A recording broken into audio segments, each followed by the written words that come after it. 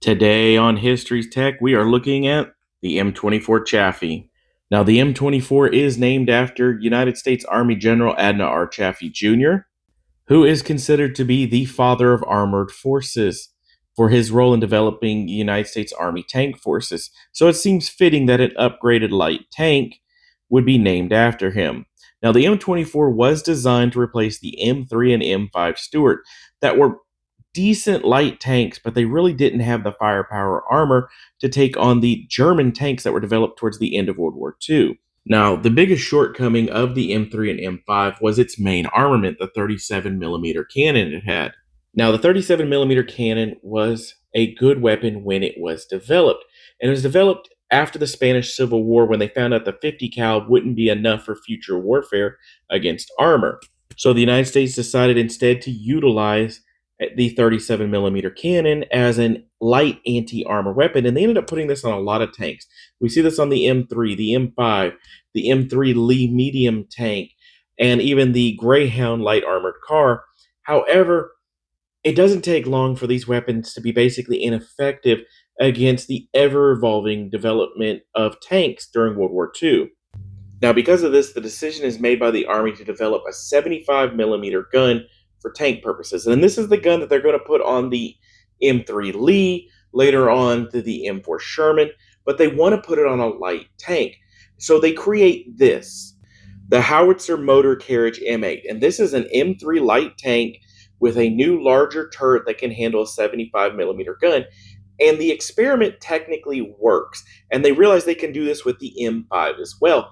However, the M3 and the M5 are now an outdated tank. And the decision is made to go ahead and develop a new tank utilizing this 75 millimeter gun. So while the United States is building the M3 Lee, they're developing the M4 Sherman, they go ahead and create this, the T7 light tank. However, during development, the tank grows heavy and they redesignate it as the medium tank M7. Now, because this tank was built and designed as a light tank, it doesn't have the power, the drivetrain, anything like that to support its new heavier weight.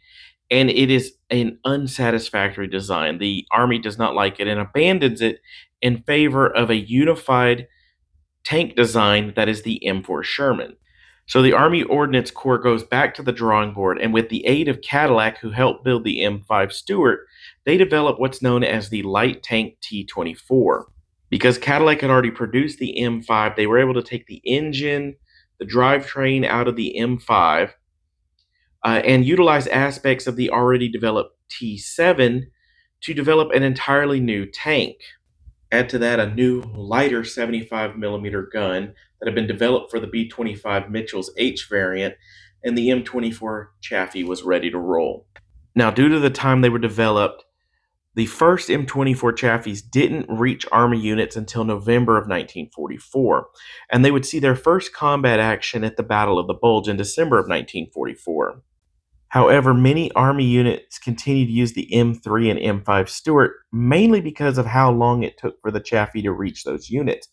Instead, they saw more action with the British, who gained them through the Lend-Lease program, and they would see a lot of conflict over northwestern Europe, across the northern German plains, where they were the ones that would actually get the combat experience and show the shortcomings and problems of the M24. Mainly, while the 75 millimeter gun was an improvement over the 37, the armor of the M24 just couldn't handle German tank guns. Now, because of the fact that it came out so late in the war and was rolled out to units so late, it really didn't see a lot of conflict during World War II. However, the Korean War is another story. The M24 was basically the only tank the United States could deploy rapidly to units to the Korean Peninsula. So it was the first tank to really see any type of conflict from the United States during the Korean War. Now, even though this is the first tank that the United States can deploy, and it really becomes kind of a mainline tank, it shows its shortcomings that it is a World War II tank when it goes up against the Korean deployed T-34-85 model. The 75 millimeter gun cannot penetrate this armor.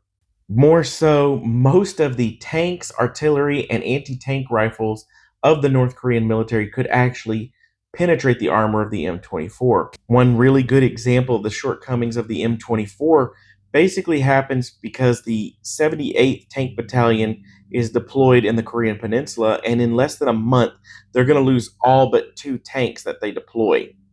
And pretty much after this, the M24 is going to be relegated to a light duty scout vehicle, which is what it should have been in the first place, instead of a frontline tank. Now, even though the Army improperly utilized the M24 and it's quickly replaced by the M41 Walker Bulldog, its career does not end there. It's actually going to be deployed by multiple countries throughout the next 20 years or so. They'll be utilized by the French in the Indochina conflicts. They'll be utilized in Algeria. Ethiopia will use them against Somalia during the border wars.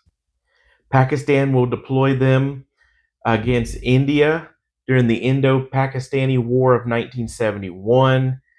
Now, interestingly enough, we could have seen them utilized by Iran and Iraq during the Iran-Iraq wars. They both had them.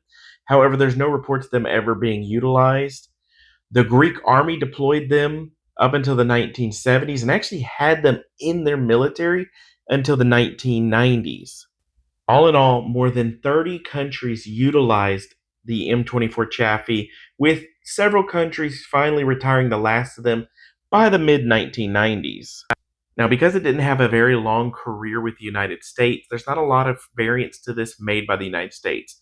We do have the M19 multiple gun motor carriage, the M37 105 howitzer motor carriage, the M41 howitzer motor carriage called the Gorilla, kind of cool, the T77 multiple gun motor carriage, and then we had some cargo tractors and bulldozer models. Now, because of its service outside of the United States was much longer, we do get some rather unique variants developed by other countries. The French actually had one of the most ambitious projects for modifying the M24. So, in order to improve anti tank performance of different vehicles they had, the French actually mixed their M24s with their AMX 13s, and that's what you get here. On the top, what you have is an M24 with an AMX 13 turret, and on the bottom, what you have is an AMX 13 with a Chaffee turret. And this was just kind of seeing if they could actually create a way to improve their anti tank capabilities. They only did this to a small number of tanks, and that didn't really seem to succeed. This one right here, the NM116, developed by the Norwegian Army, was a plan to basically rebuild the M24 Chaffee into a new light tank. Now, it utilized a lot of features, better engines. They replaced the 75 millimeter gun with a new French 90 millimeter cannon. They installed new fire control systems, laser range finders, and this basically allowed them to take the M24 Chaffee into the 90s. Both Chile and Uruguay had their own programs to upgrade the guns on the M24. Chile went with a 60 millimeter hypervelocity cannon, and Uruguay went with a modernized 76 millimeter gun that had armor-piercing, fin-stabilized discarding sabot rounds.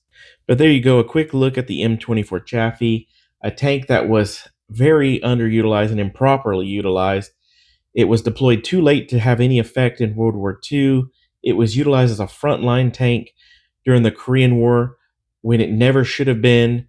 Finally, it was realized that it should be used as a reconnaissance tank, too late for it to have any real effect. It was utilized by a lot of countries for a good light tank purpose, and because of that, it had a service well into the late 90s. But that's it for today. I thank you for joining me, and I look forward to talking to you on the next time.